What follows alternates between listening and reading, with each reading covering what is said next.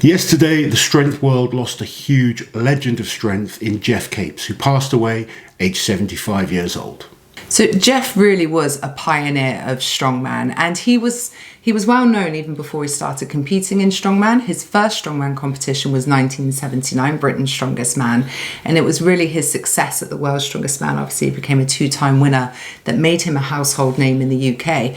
You could walk down any street in the UK now, and anyone over a certain age, if you say the word strongman to them, Geoff Capes is the first name that comes to mind. Absolutely. The amount of times I've been in places where people have asked me about strongman, or they've heard that I do strongman, and the first name they talk about is Geoff Capes. He's true, legend is thrown around, but as a two-time winner, he was a household name in the UK. Super famous. He was just doing all sorts of things on TV all the time. Yeah, he was, yeah. And a great athlete in his own right before he ever did strongman.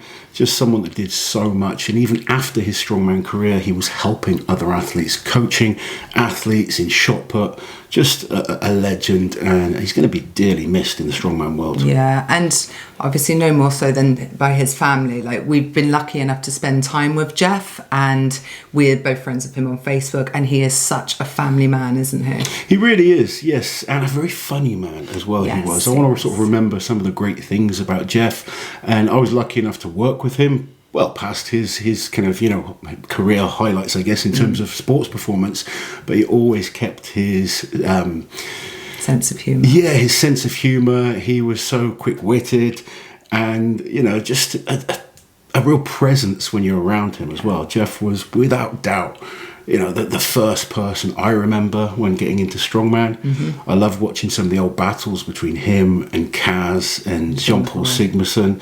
Always great to watch, and just a real character. When he shouted out "the king is not dead" when he came back and won after losing to Jean-Paul the year before. Those are the memories that kind of stick with me, and obviously massively into his budgies as well. So Geoff obviously didn't just compete in strongman, and we will touch upon some of his other achievements in other sports, but we are a strongman channel, so that's going to be our focus today, looking at some of his best achievements there. But he really did pave the way for the guys to follow, especially the British athletes, people like you. Yeah, absolutely. Like I said, I mean, we've seen posts by people like Eddie Hall, Giants Live have posted up World's Strongest Man. He was just a staple, for so many years. Geoff was who you watched at Christmas time on BBC, and that was when strongman was getting its biggest views. Yeah, fewer channels, obviously, but everyone would sit down to watch the likes of Bill and Jean-Paul Sigmarsson and Geoff battle it out to be crowned the world's strongest man. So Geoff represented England and Great Britain in field athletics, really specialising in the shot put, an event which he was twice Commonwealth champion, twice European indoor champion, and he competed at 3 Olympic Games. So as of today, he still holds the British record for the shot put from 1980, when he putted it 21.68 metres, which is 71 feet and 2 inches. It's absolutely crazy that he still holds that record. And obviously when it came to strongman, he was a specialist when it came to any type of throwing event as well. As well as athletics, Geoff competed and dominated the world of Highland Games. He won many, many titles and broke countless world records, including the 56-pound weight over bar and the brick lift.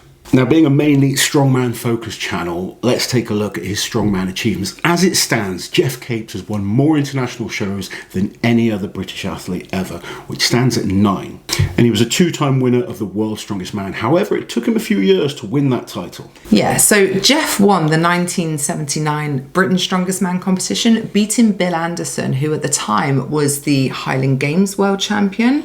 Now, Bill actually ended up going to the World's Strongest Man that year as the first British athlete. Obviously, he's a Scotsman in 1979, while Geoff was concentrating on other things. But Geoff did attend the World's Strongest Man the following year in 1980, where he placed third behind Bill Kazmaier and Lars Hedlund. Yeah, amazing to come third in his first show. And his first few shows, he was kind of there or thereabouts, wasn't he? Top 3 or 4. I think he was third in his first, second in his second, and then slipped down to fourth. And then the reign of Geoff and I guess Jean-Paul Sigmarsson started 1983, the first year that we saw World's Strongest Man leave the States. Yes. Was it New Zealand? It was New Zealand, yeah, where he took his first title. Now, I'll tell you an interesting story about Geoff. He hated flying, had an absolute fear of flying. So for him to get all the way over there New Zealand, and to still win the competition, incredible. Obviously, he lost the title the year after, but regained it in 1985, becoming a 2-time winner of the World's Strongest Man. Yeah, and like you said, he's got the most international wins out of any British athlete that has followed him, 9 in total. So he wasn't just successful at the World's Strongest Man, he was also 3-time Europe's Strongest Man. And he won the World Strongman Challenge in 1987, the World Muscle Power Classic in 1987, the 1987 Viking Games, and the Battle of the Giants also in 1988. One really predominant competition in 1987, of course, was the first pure strength in place of the World's Strongest Man that year, where it was just Geoff, Bill and Jean-Paul. Yes, and after that he kind of went on to more of a refereeing role, and some classic memories. You know, we had Jamie Reeves pointing the sword right at Geoff's throat. Yes, he that's was crazy. You know, he always come out with quite a dry sense of humour, didn't he? You know, just little comments that, you know, he was taking the piss, but you had to kind of understand what Geoff was really on about to get the joke. But he was such a character, such an incredible athlete, and such a pioneer for the sport as well. This is just a short tribute to Geoff, one of the greatest British strength athletes of all time. I've seen so many lovely comments online just showing how loved he was, how he inspired so many people, and we wanted to do a quick video to give a little tribute to Geoff. I think we will do a more in-depth look into his career. We've done some with other athletes, and he thoroughly deserves one. But we wanted to get this one out today because the news is so raw.